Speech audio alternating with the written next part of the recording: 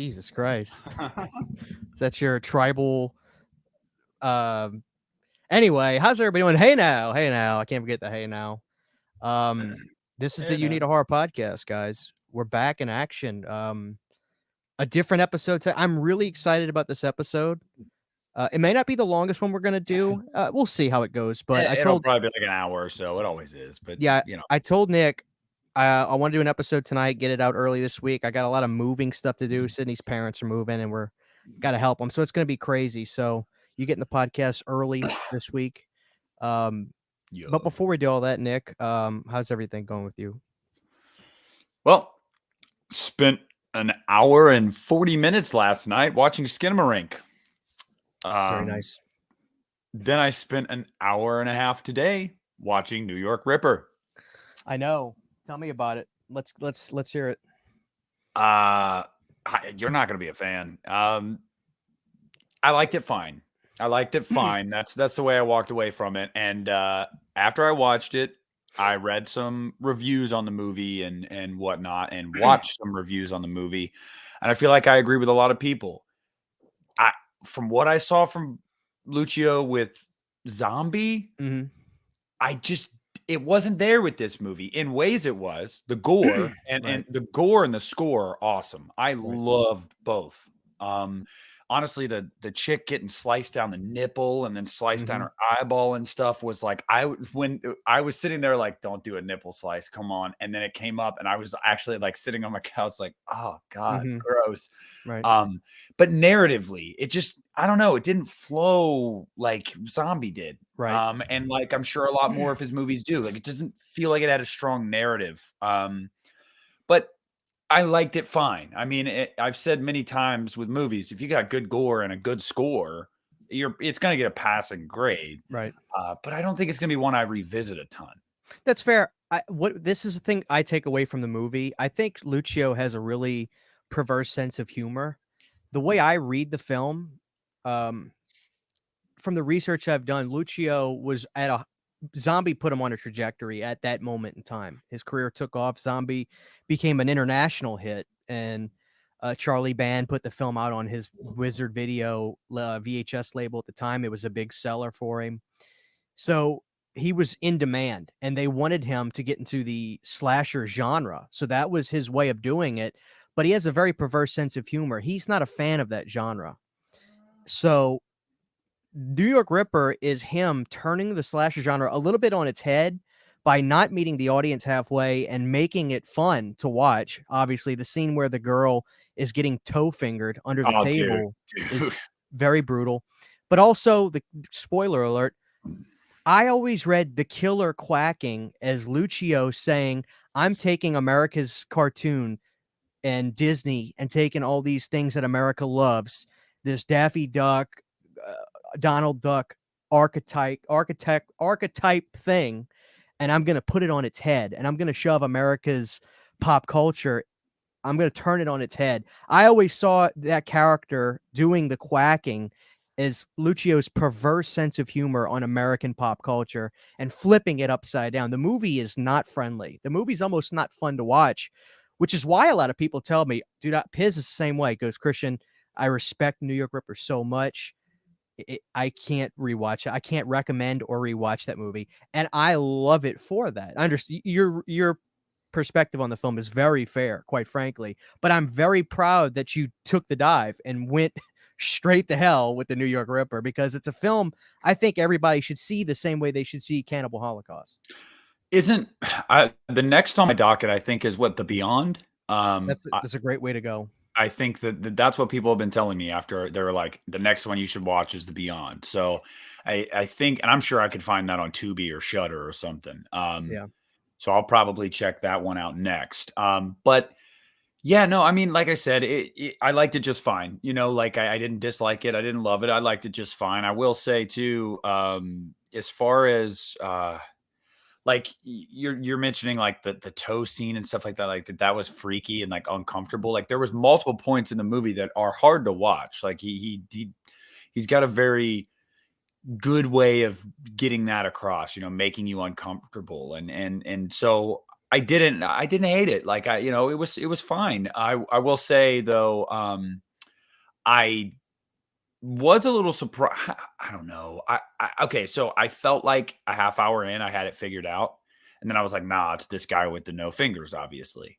And then at the end, in the apartment or the house or whatever, when she sees the knife, I was like, "Oh my god, I did have it figured out." And Mhm. um, but then for a second, I'm thinking like with the boyfriend's reaction, I'm like, was it her this whole time? Like, just the way she's, like, going at him with, like, reckless abandon, I'm like, "Was it her this whole time?" And then he just snaps and he starts doing the quacking and shit, and I'm like, "Okay." So I that was interesting. It definitely did kinda there were some twists and turns along the way that, like, you think you know what you're seeing, and then you don't know. Yeah, yeah, but it's certainly not a pleasant watch. Yeah, No. yeah.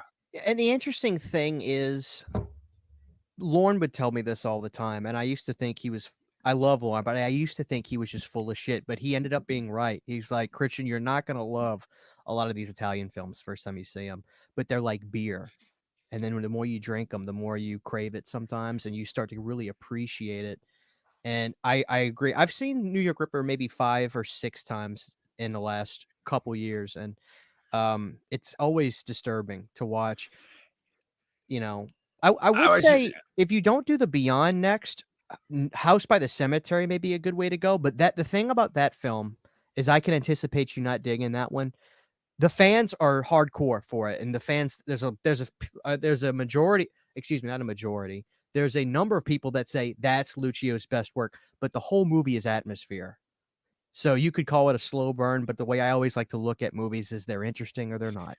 I don't know. Do you know me, Christian? Because I love a lot of movies like that, that a lot of people say nothing happens and it's just a slow burn, like The House of the Devil. Like, it's my favorite Ty West movie, and nothing happens in that movie really till like the final 10, That's 15 true. minutes. Like, so, um, no, I mean, and shit, a lot of, nowadays, a lot of people will say that about Halloween. Nothing happens till the final 15 minutes. It's actually Right. 17 minutes, the final 17. But yeah, so it's like, I mean, yeah, I'm gonna dive into all of it. Like I said, I intended on doing it, and I've been doing it slowly. But honestly, dude, if I could just say the thing that took me out of the movie multiple times was, and I googled this because I was astonished. I was like, "There's no way. It's all ADR.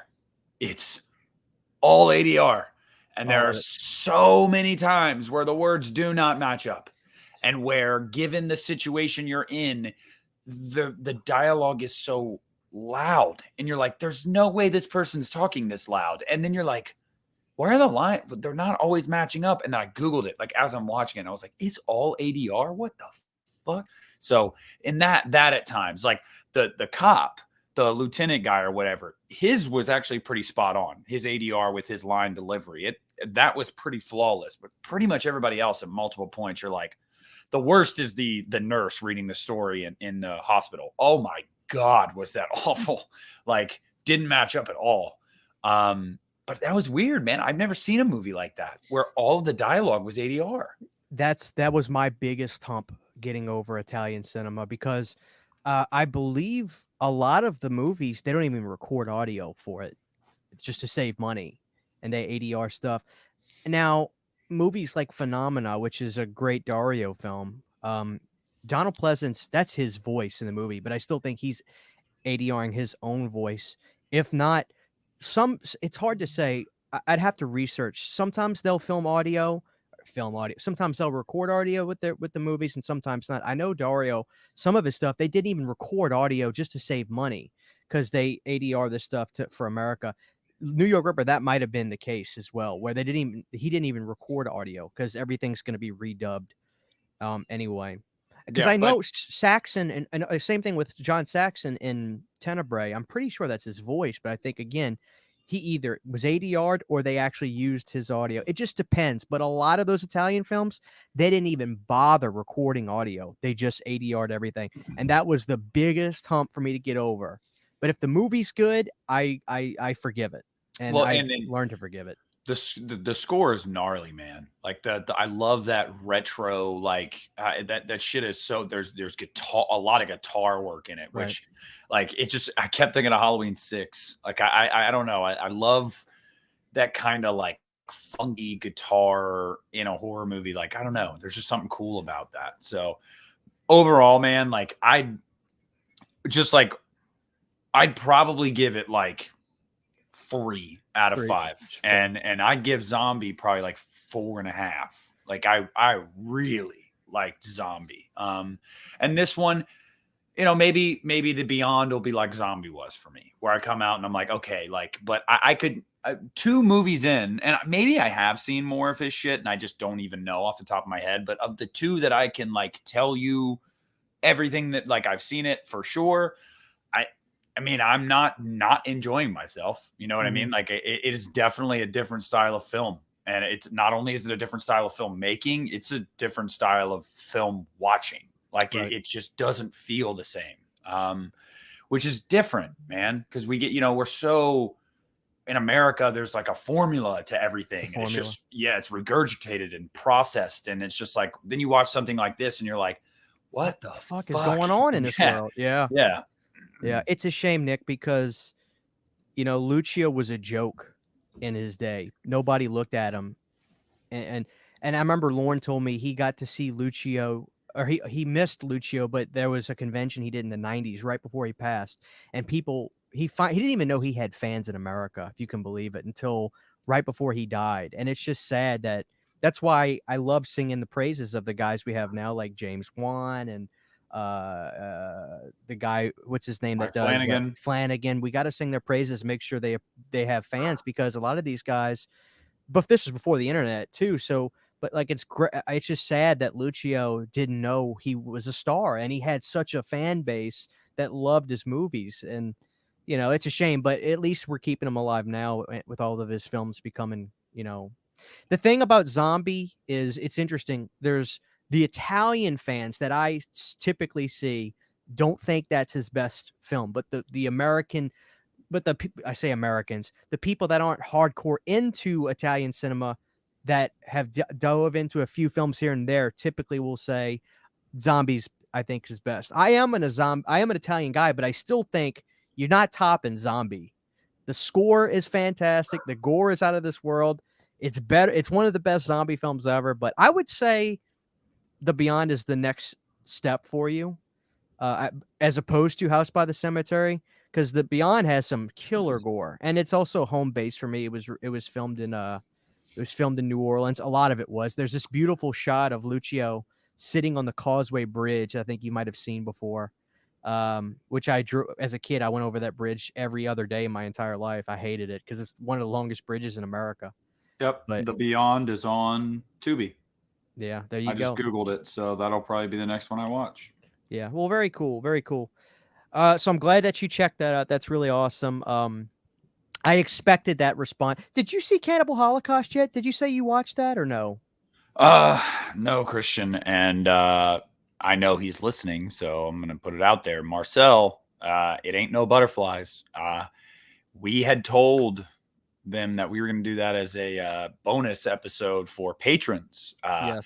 And we still haven't done it. And he asked me last month, he was like, I'm not trying to pry or anything, but like really, really want to do that. That's the only reason I haven't watched it yet. Is because like when we spitballed that idea, you were like, that would be awesome. Like, so people could see your reaction as you're watching it the first time and shit like that. So, and obviously we both agreed there's no way that an episode like that would really do like super popular in the mainstream. Maybe it would, but regardless, like whether it's a patron exclusive or not, that was the idea. Yeah, we'll get that. I think we can make that we can do it live for the patrons, but eventually we'd put that out too. I think that'd be a good way to Yeah. do it. We always just got a lot of shit going on. It's hard to keep up with everything, and we do our best. But yes, we're gonna do Cannibal. I'm excited about that. But all right, now that the preliminary, the only thing I want to say is shout out to my buddy Gabe who sent me this Nightmare 5 VHS. So I gotta put this on the Freddy Shrine now, which is uncut, which I have it on Laserdisc, but that's one of the only ways to see the movie uncut. So thank you, Gabe. I appreciate that. Hell yeah, Gabe. So Skinamarink. So Nick, let me set this up. I was gonna say, you go first, man. You go first. Okay, I'll set everything up, and I actually was glad what Nick said before we got on here. He's like, Christian, I'm actually I don't know what you think I'm gonna say, but I wanna discuss this film, which I'm very excited about because no, I didn't like this movie, but I want to set this up because this movie has had such a visceral reaction to people, which I think is super important in this genre to make people feel a type of way. People are angry about this movie, and I think it's because they really want to love this movie. And I almost wonder if this is the purpose of the filmmaker. Now, hear me out. There's an article I want to briefly discuss after we go into this movie. Um, so and first of all, Nick, I think this movie actually killed it at the box office because it had like a $10,000 budget and it made like $1 million. It made 2 million. 2 million bucks. So that's something to applaud. And I didn't go see it in the theaters because naturally most people it wasn't in a theater near me. I had to drive 30 minutes to an hour to go see it if I wanted to. And naturally when I heard all this negative press about it, I was just like, I guess I can wait. But that's not to say I'm not happy for the filmmaker. So I finally get around to this thing hits Shutter, which if you haven't seen this movie, you're going to want to stop this podcast and go watch it. And I want you to watch it. I really do. But I'm assuming most people by now have seen it because of the negative reception of this film. And believe me, there's actually a cult fan base for this film as we speak. But the negative reception was so interesting to me. I finally was like, the second I can watch this movie, I want to watch it. And so I saw it 2 or 3 nights ago. And Sydney was going to watch it with me. We started watching this movie, and I was like, "Oh, this is going to be different." Because I don't know if you call. I'm going to assume this is in the found footage family, but also not really. It's very eclectic. It's very dreamlike. It's behind the point of view of these kids in this whimsical situation where they're in this house and their parents are gone and it all of a sudden doors start disappearing in the house. The film is extremely dark and mega gritty, which is obviously by design per the filmmakers. And the setup for this, I thought at first was going to be super interesting. And I'm watching this movie, and 20 minutes in, Sydney goes, Christian, I'm just sick and tired of being sick and tired with this. I'm done. Turn it off. And I was like, okay. We turned it off, and I woke up at 3 a.m. because I was coming off of graveyards, and I was like, I'm wide awake. Let me go in the horror room and finish it. So I put the movie back on, and of course, Nick, you're gonna give your 2 cents up here in a second. But as I'm watching this, I'm saying to myself, I'm just waiting for something to happen. And every now and again, there'd be a shot or two where I was like, oh my God, this is it. This is it. And nothing happens. And then there's a couple scenes, which we'll dissect after you get into it, that I thought were going to be money scenes. And then it backpedals, it felt like. And then we're going in circles, and it feels like not a goddamn thing has happened in this fucking movie. And it's pissing me off so bad. And again, I'll save the payoff till the end after you go into it. But I get done with this film, and I'm so enamored by how angry it made me, but in a way that I was rooting for this because Nick, this thing is different. This movie is different, and I have a feeling it's going to build a cult fan base. I really do. And I'm not saying I'm ever going to change my mind on it, but I'm so glad to see a movie like this ruffle people and make them feel some type of way. So I don't know how to give this movie a rating yet, to be honest with you. Because there's this part of me that is still cheering for this movie to continue to grow a fan base and to continue to gain popularity. But it's so frustrating, and I'll dive into, and I know you said you want to get into this. I'm going to dive into what I would have done with this film, because I never just want to shit on a movie, especially a low budget thing like this, and call it shit. I want to talk about what I think it could have done. But I'm infuriated by this goddamn movie, and I'm happy about it in a sense. But anyway, let you get into it. Set me up, because I told you I put it out there. Because I put it on the internet. I was like, I'm letting everybody know I want to talk about this movie on the podcast. So Nick, I know you saw it. You watched the goddamn thing, and I want to talk about it. So explain to me, take me through your process of Skinamarink, which I finally learned how to say it, for fuck's sake. So I want to just set the table first by saying I know this movie has its fans. Some of you guys listening right now are probably fans of it. And good. I again, like Christian said, it's always a great thing when low budget horror, indie horror does well. Horror in general, original horror, that's a good thing. Obviously, like Christian said, I was also aware of the negative fan response to this movie and everything like that going into it. So I was kind of peppered with knowing I probably wasn't going to love it, but I didn't. If anything, that's a good thing because I went in with low expectations. So, okay, it can only go up from there. Right? But I can tell you guys, when he made that post on Instagram at 4 a.m, I know him well enough to know he was not having a good time. It was in your face, it was in your voice, and the no enthusiasm you had of like, we got to talk about this thing. I knew. I was like he does not like this. Like I just knew it. And wow. I don't know how else to put it aside from this movie. In my opinion, and I do think I have a good argument as to why, I think it's a failure. I think this as a film is a failure. And it's unique. It does some bold things. But the idea of the movie is these children are in danger by something unseen, unheard of, unknown. Like we have no idea. And it's almost like blurring the lines of dreams and reality and Right. and also kind of taking you back to being a kid awake in the middle of the night in your creepy dark house and stuff like that. I see what the movie's trying to do. So like nobody can come at me or Christian and be like, well, you guys just don't get it. No, I totally fucking get it. Like, and believe me, the filmmaker made sure to really focus in on shit a lot. Like the kids watching the old cartoons on TV in the middle of the night and the snacks they're eating by the TV and like, lights flipping on and off at night and the night light. Like I know what he's trying to do. Like I know what headspace he's trying to get the viewer in.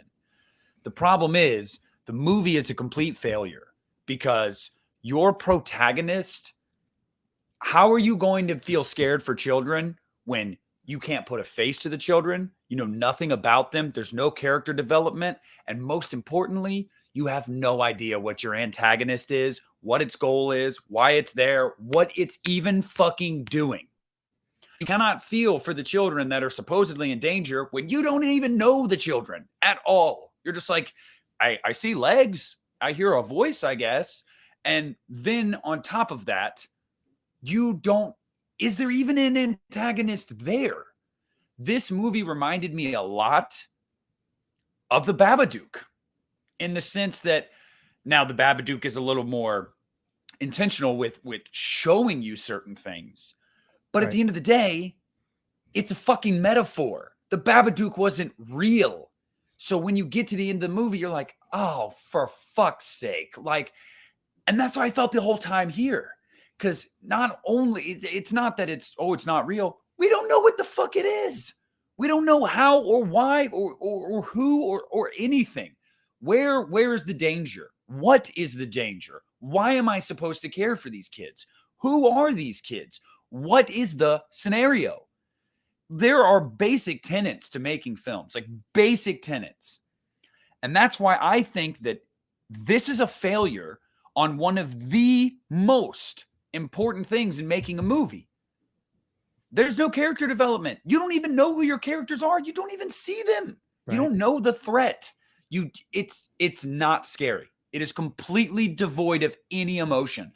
The only emotion you get from that movie is fucking boredom. I'm so glad you mentioned the word boredom because guess what? I bet money that was extremely intentional. What happens to kids when they're stuck at home alone with nothing to do? They get what?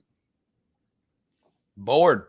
I think that was absolutely intentional. But the problem is you're taking your audience through a emotion that kids feel and a state of mind that kids go through when they're put into situations like this is pure boredom. And I don't think I don't I don't know that clever would be the right word for that because the problem is this is through the guise of entertainment. Because I don't care what style of genre your film is, it's supposed to be entertainment. So this movie is an experiment. That's what this is. And that's why there's this part of me that is somewhat rooting for this movie in a sense, but I can't be a fan of it. But I'm also glad it exists at the same time because the kids here's what I want to say. What if that movie would have been a journey of the fear of darkness for children and going upstairs? Because what happens, Nick, when you're a kid and you've got to go down the hall in the Fuck yeah. darkness, Fuck that. you hit Fuck the it. Yep. light and you run, right? Mhm. What if this Mhm. movie could have been the journey to these kids getting the courage to go upstairs because they're hearing the voice up there? But the problem is the movie Mhm. moves in such emotion where it's back and forth. And we're in modes where we're traveling to a dark room. It's like, oh shit, we hear a noise in there, and then we're back in the living room. And then they use the Yes. cartoons to fill the void of the And silence, then a which bunch of insert shots of different rooms with nothing going on and ambient nothing. noise. And then back to where the kids are apparently, but it's like it's literally all over the place. What little narrative is there that they're trying to tell, they cut away from way too much. Most aggravation I saw was the ending because you get to see the shape of a face at the Yep. end, and I took that as that's the kid's imagination. The whole thing is their imagination. That's the way I read the ending. There's nobody in the house.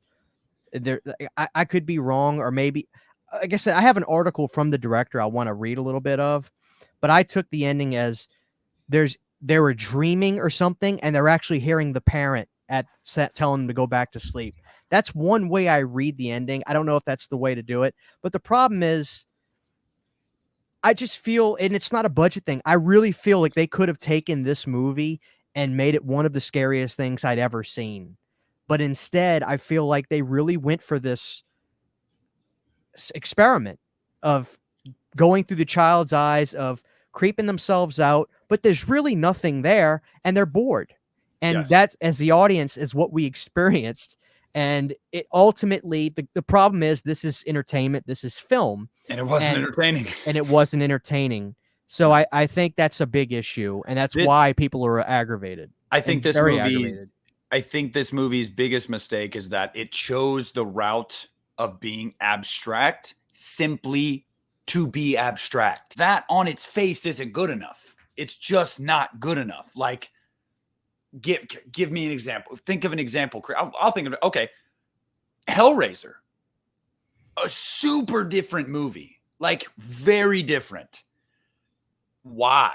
What's like? What is the purpose here? What and to pay that off, you have to tie in some themes, and you have to have some payoff. There has to be something there. There has to be a reason why you're being abstract. You cannot just be obtuse for the sake of being obtuse. That just doesn't work. Like it just seems lazy. It seems lazy to do that.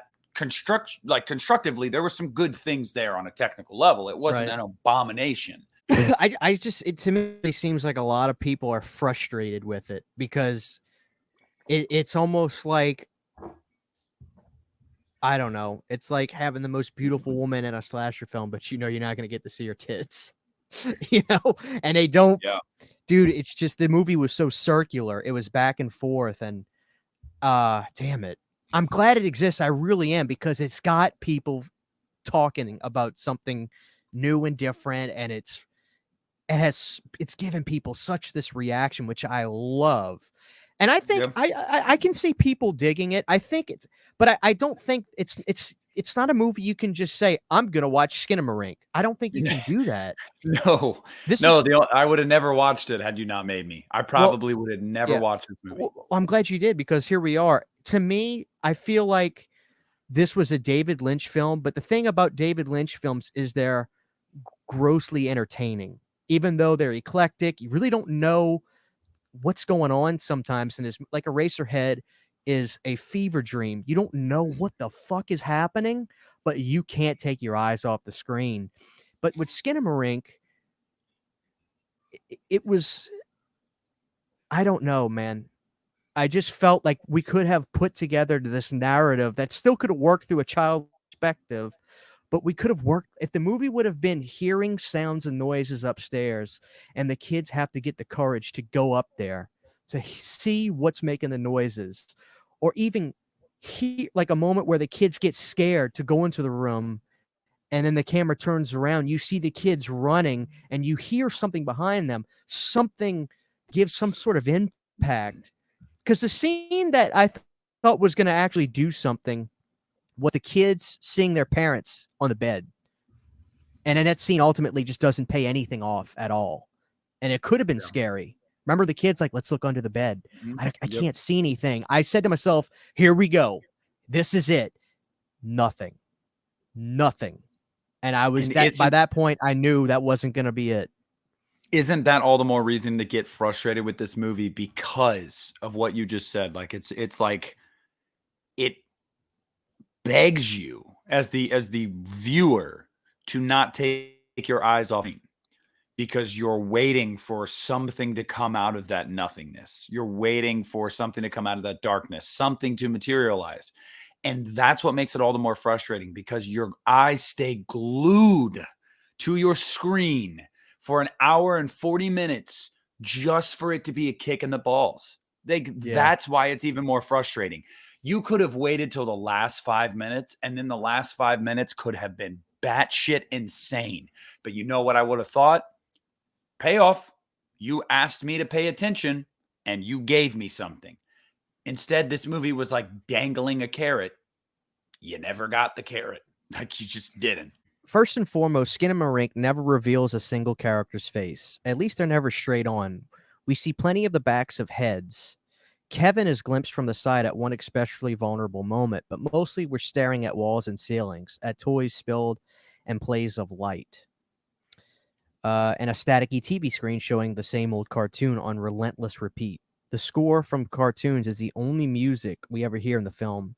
Skinnamarink soundtrack mostly consists of disassociated voices, one which shift at spatially at random, excuse me. A voice sounds far away will be right in your ear and vice versa, and at certain points these become some of the film's best jump scares, an oral twist on a cat suddenly leaping into frame. I didn't get any jump scare moment in this film. Not a one. Cleverly, Ball also keeps his camera at child's heights, creating a sense of smallness and vulnerability and discombobulation. Everything seems impenetrable from down there. A door handle becomes an impossibility, and we never exit the child's house either. There is no I hint of didn't escape. I didn't know children were 6 inches tall. Oh.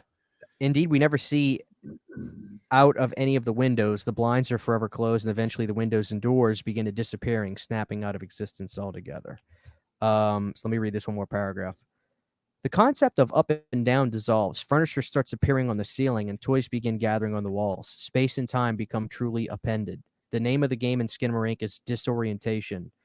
Ball weaponizes every cinematic tool in the box to make us uncertain of what we are seeing and hearing, until we find ourselves actually feeling like children lost in the dark, terrifying an unknown place as well. So like I said, I think this film is an experiment. With one more part.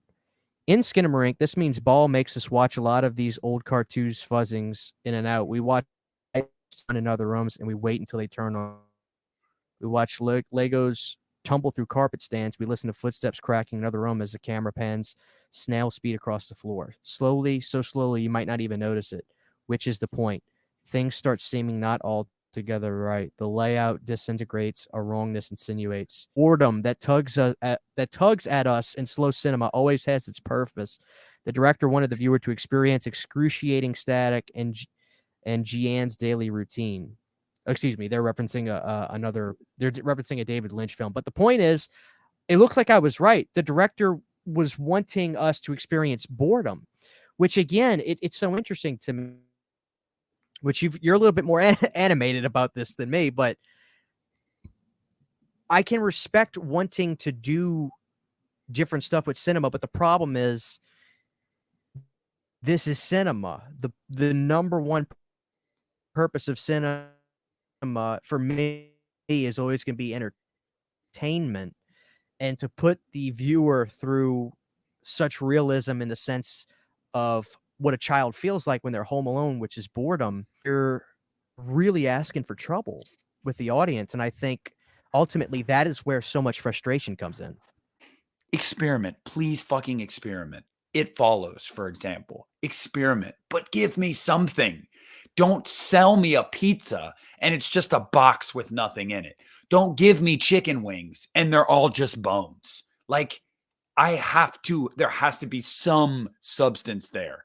And no matter how you want to spin it, and what Christian was just reading, I called a few of those things out. A few of the things the person said in that write up are factually false. Like, they're, from your perspective, maybe you're justifying how well, I think the director was trying to do this, but it's not true, or at the very least is up for interpretation. So let's not say that that is what the fucking goal was. Um, and anytime that's all you can take away from it is like the best you can do is like, well, maybe this is what the person was trying to do. There's just nothing there. There's nothing there. And I'm sure that since this was a modest hit on a super small budget, I'm sure he'll get to direct something with a bigger budget. And I hope to see him succeed. He'll get another movie to do something bigger, and good for him. It wasn't necessarily like specifically him. I'm just talking about this wave it seems like we're in recently, where it's like just doing something different for the sake of being different, and it's with nothing to say, and it's just kind of like, it just seems pretentious to me. Like, Yeah. I hate it. Well, I see people calling this elevated horror. I first of all, I don't like that term at all. I call it experimental horror, if you will, and that's the problem. It's an experiment, and I think about 95 to 5%, 5% are gonna like this, but there's just way too many people that need more. They need to be entertained, No, and I've got the genre here, Christian. It's called borer. This is borer, and I'm not a fan of borer. yeah, I'm serious, Nick. I really want people to watch it though, because I haven't seen anything quite like this, and I'm not gonna forget it. I'm never gonna watch it again, but I'm glad I saw it because it made me feel something, and whether it's a good feeling, whether it's a bad feeling, I was extremely mad and frustrated because I was rooting for this thing so bad. I really thought this could have been something fucking terrifying. We had to see something because listen, Nick, as a kid, I swear to God, I saw shit in the dark. I Same. swear to God, I saw shit in the dark.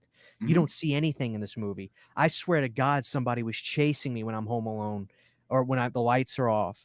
And this movie Yep. doesn't do any of that. And it was right Nope. there. It was right there. It's not a budget thing. It was right there. And they didn't do any of it. And I'm fucking frustrated. I'm so frustrated. But I feel something, and it makes me want to talk about this film. But I wanted to look at a couple reviews on Shudder because here's the thing, Nick. There is 5-star reviews and there's 1-star reviews, and I want to look at a couple of them. And we're not going to poke fun at the people saying 5-star reviews. I want to see what they say. No, and let me just say that again. If this movie worked for you, and you, although like they've intentionally, like they said it was intentionally boring because they wanted to create, I don't know, you wanted to be caught off guard, I guess, by some of the scares, and if that worked for you, like, awesome. But it's no shame to anybody that liked the movie, like, but I just I just can't. It's just too much dead air with no, but I had nothing to attach to. I had nobody to attach. I didn't feel bad for anyone because I didn't know anyone. I didn't know the threat. ASMR video with a nice PowerPoint of wall corners, ceiling corners, TV corners, door corners, and diverse furniture corners in a 70s aesthetic while it portrays events from the 90s. Here's a 5-star review. Slow burn, good for people who like ARGs and stuff like that. I don't know what ARGs are. Here's a 1-star review. This movie is a complete waste of time. I advise anyone who is thinking about watching it to think twice and move on to something else. I give them an E for effort, though. Here's a 3-star review, only because it's Canadian. 3 out of 5. They must be Canadian. Oh, here's a good one. Sunglasses After Dark says 1 star. I saw this in the theater and I thought it was an endurance test. Here's a 5-star review. Angel Potato 2 says, "Extremely slow burn, but I loved it. I can't get the ending out of my head. I just can't." Well, that's the thing. And even at the ending of the film, when you see the face, I thought for sure we're about to get that moment, and nothing. The face doesn't move. You don't get to see it any clearer. Um, Damn it, man. Son of a bitch. Well, the movie is making you, like I said, frustrated, and you're frustrated, and I get that. And that's what the movie has done to people, and you're seeing it in real time. I mean, um, I feel like I'm coming at it from a slightly different place. Like, I'm happy that people are frustrated. I'm happy that you're frustrated about it because it's ruffling feathers. It's doing something to people that are watching it, and they're mad. And for some reason, I just kind of respect that. I don't like the film. I'm probably gonna give it 2 stars, maybe even 1 if I watched it again because I'd be like, "God damn it."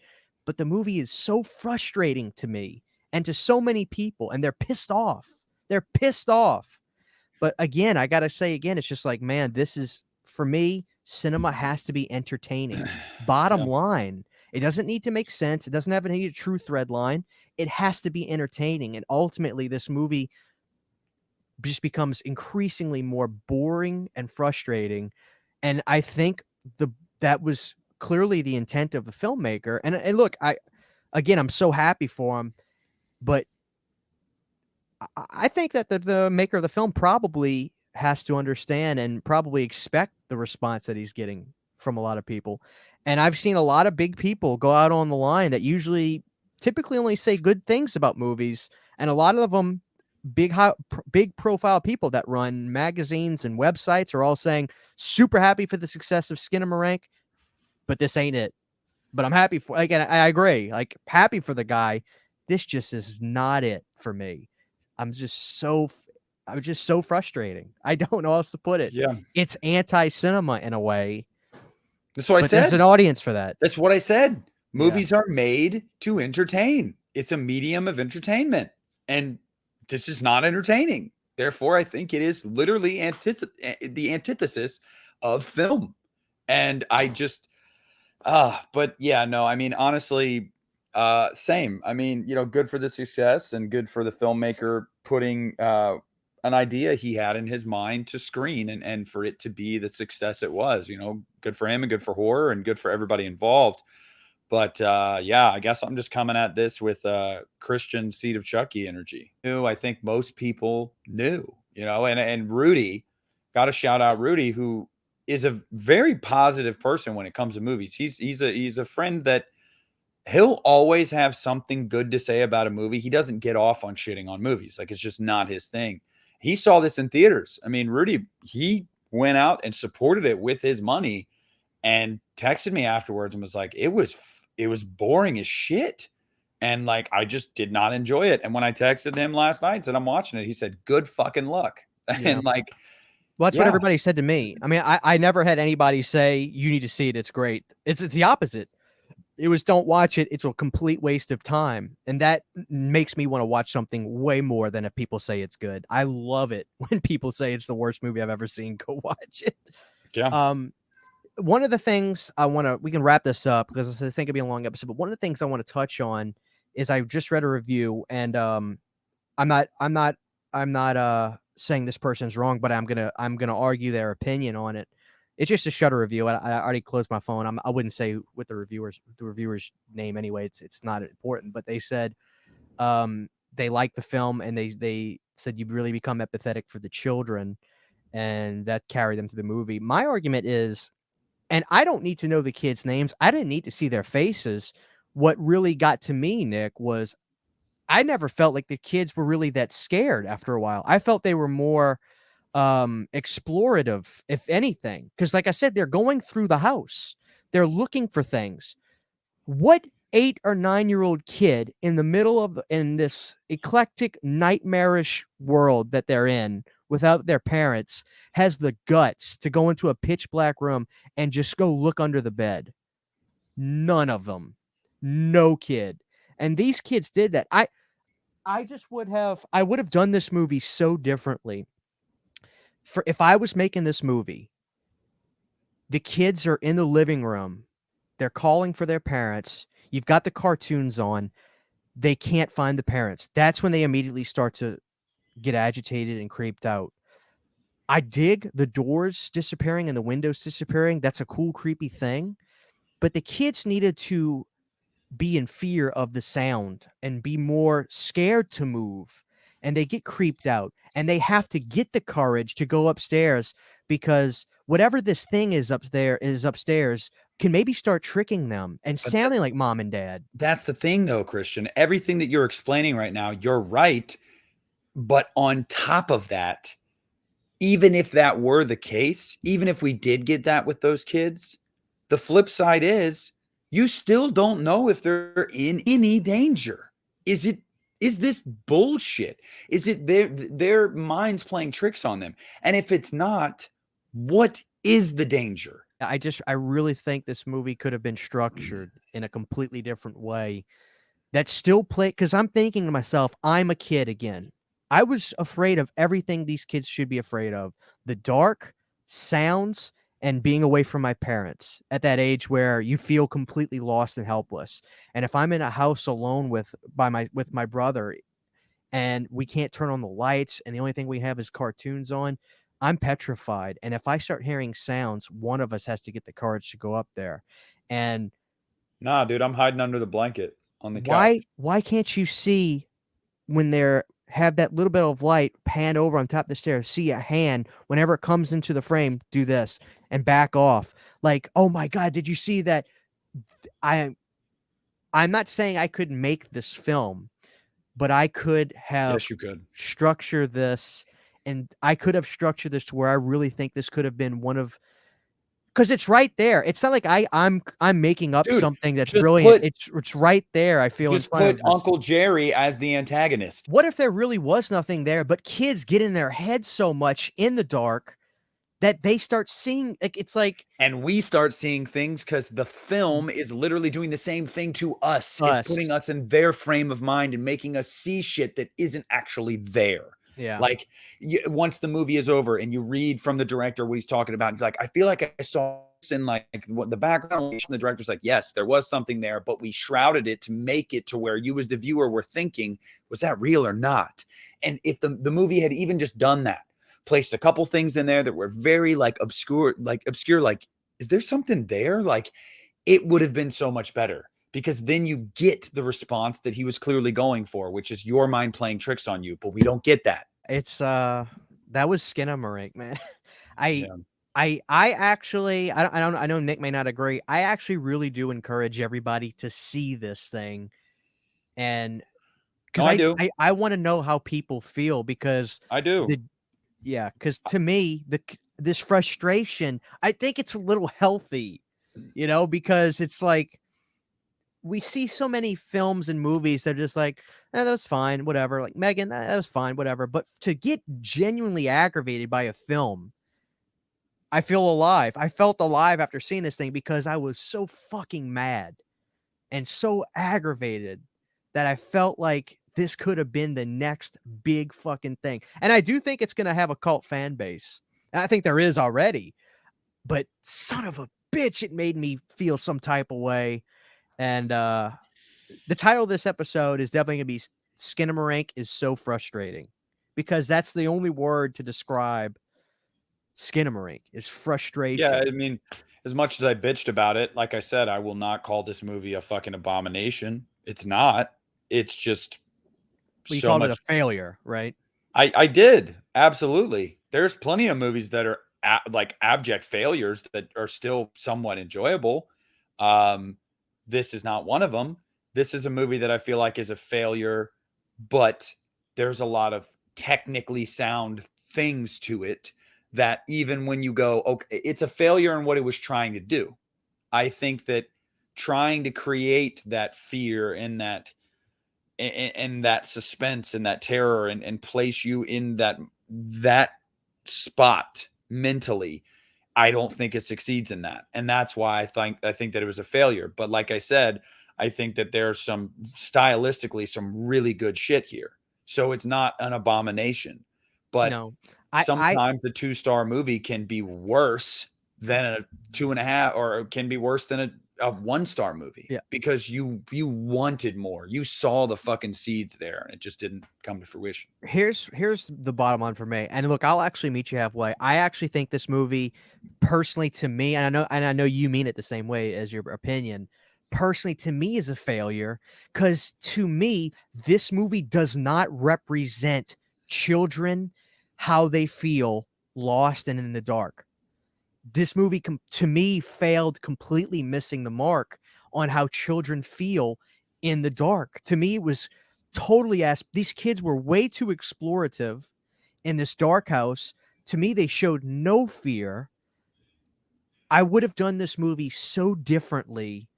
It's not even funny. Dude, if you're like you said, as a kid, just to back up your point, if doors are disappearing, windows are disappearing, you're hearing disembodied voices, whatever it might be, why are you so calm? As a child, if I even thought I saw or heard something, I would shit a brick, let alone literally seeing this shit happen. I'd be like, What? fuck Oh, this. like Yeah, where's I the would not. POVs from the kids hiding under the tables? Yes. Where's the POVs from the kids? Crying, screaming, like anything. It was just like, let's go check that shit out. Or What like the fuck? if one of the kids gets the courage to run down the hall and go into the bedroom, and we're from the POV shot of the other kid who's now at the back of the hall in fear. He's separated from his brother. I oh, see, I'm telling My you, 3-year-old son hates the I'm dark, will not be in a dark room.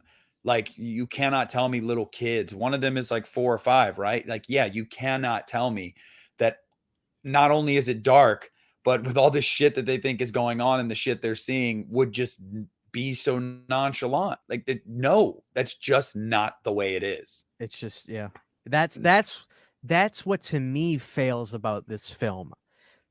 Obviously it's successful. You know, it's got the Shutter deal, which is good for him, and Shutter needs original content, which is great, and also is successful at the box office. But it failed to me in portraying the fear that actual little kids go through. To me, it was almost ass backwards. But the thing that I do think he did right, which is the only thing which is a shame, is the boredom part. Because kids get bored at the house when they have nothing to do. And the same cartoons playing over the boredom part is true. But Nailed it. unfortunately, that's not what you put Yeah. in cinema. This movie was an experiment. That's why I think go see it. This movie's going to make you feel a type of way. 99%, actually 100% of the people that I have talked to have all said, I'm so fucking annoyed. This movie pissed me off. Yes. I don't know what the fuck this thing was, I had but people telling me it was the worst hour and a half of their life. Like, yeah, seriously. same. But I really do encourage people to see it, because I'm telling you, you're gonna feel a certain type of way about it, and that I will applaud. That I will applaud, and I guess that's Skinamarink for you. Yeah. Yeah, I'll second that, guys. Christian said earlier, I don't know how you feel. No, watch it. I want you guys to watch it because one, if I have to suffer, you have to suffer too. And two, I want you guys to be able to talk about it in the comments, and like give us your feedback on it. And yeah, I want, I think it's important to, well, we got a new subgenre created in horror. I mean, Boar, and we should support Boar. Yeah. Look, I whoever the filmmaker is, I don't know him by name. I do hope to see more from them, but Yeah. I really hope that whatever they do next will not only be just as successful, but really hit the mark for your audience. Because it's one thing, and I'm not just talking about this director, it's one thing to break the mold and do something different. You have to do, because if you don't do something different, you don't get Halloween, you don't get X, Y, and Z. But really resonate with an audience in a good in a good way, Yeah. because the horror fans are supportive anyway. Don't get me wrong, because obviously Skinamarink was successful because the horror fans supported it. That's amazing. But you do something that's going to captivate an audience, we'll refuse to ever let it die. That's why Terrifier 2 happened. So I'm excited to see whatever this filmmaker does next. And I actually really hope that they really look at the grand scheme of the reviews and the responses of this, and take that all of it, and because I'm coming from such this positive place for this person, the director, to knock it out of the park and experiment again, but really go for entertainment. Yeah. Really go for this put entertainment in the next one, please, because I'm pulling for you big time. Take So the that's my criticism, take the criticism and build off of it. You know, don't tune the critics out and go, "Well, they don't know what they're talking about. I'm going to do my own thing." No, part of being a filmmaker, adapt or die. Like that's just the way it goes. I more people are frustrated by this movie than like it. So, that's I'd say it's 95 to 5 that yeah. really hate it. And there's So, no in between. I don't know any in between. I see hate and love. I'm sure there are, but it's either I fucking hate this movie and then there's love it. And I yep. think that's cool, but I fall into the hate's a strong word. Again, I'm just so absolutely frustrated. Just frustrated. Hate it could turn in part of me hates it's interesting. I don't know how to word it. I'm I don't hate it, but I'm so absolutely mad and frustrated and annoyed and gutted because I feel this could have been so fucking good if they would have narratively changed things and done what I feel is how kids really feel when they're alone and they get in their heads or in their dark house. And it's not boring. It's fucking terrifying. And every moment is terrifying. And this film, there was a lot of wall shots and no payoff. And that's just how the cookie crumbles, I guess. So Yeah. that's Skinamarink, Skinamarink. 2023. So, guys, let us know below how you feel about it. Are you equally as mad? Did the film work for you? And if it did work for you, please tell me why. Again, I never argue with comments.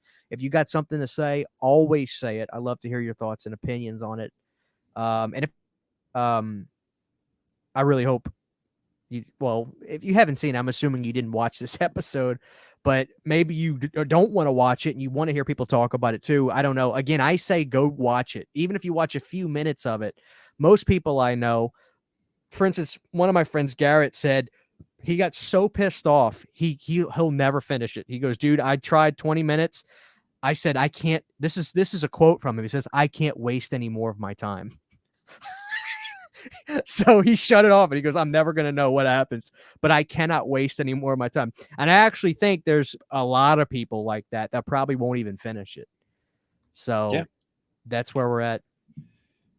So that is it, Skinamarink, guys. Skinamarink, 2023. 2023. Let us know your thoughts below, guys. I really wanted to talk about a movie that is, like I said, just really making people feel a certain type of way. And I think I wanted to document this moment in time because I think it's healthy to be pissed off every now and again. And Skinamarink is extremely good at doing that. So, Yeah, and you know, support it on Shutter, and look forward to Skinamarink Kills in 2024. Can't yeah, fucking wait. if he makes a Skinamarink too, I'll shit myself. I will, I will actively um, uh, protest it. I will actively promote it and tell people to make sure they watch it. Do a double feature, Skinamarink, then Skinamarink 2. Yeah, that's gonna be like 4 hours of your life gone. They'll never get back. You'll never get maybe it'll be good, dude. Maybe it'll be the exact opposite of the first movie. Entertaining. I'll wait for the reviews, then I'll make my decision. I'll be at the theater for it. Anyway, thank you guys. Not a long episode, but a good one. Thank you guys. Again, let us know your thoughts on Skinamarink down below. This has been another episode of the Uneeda Horror Podcast. Skinamarink 20.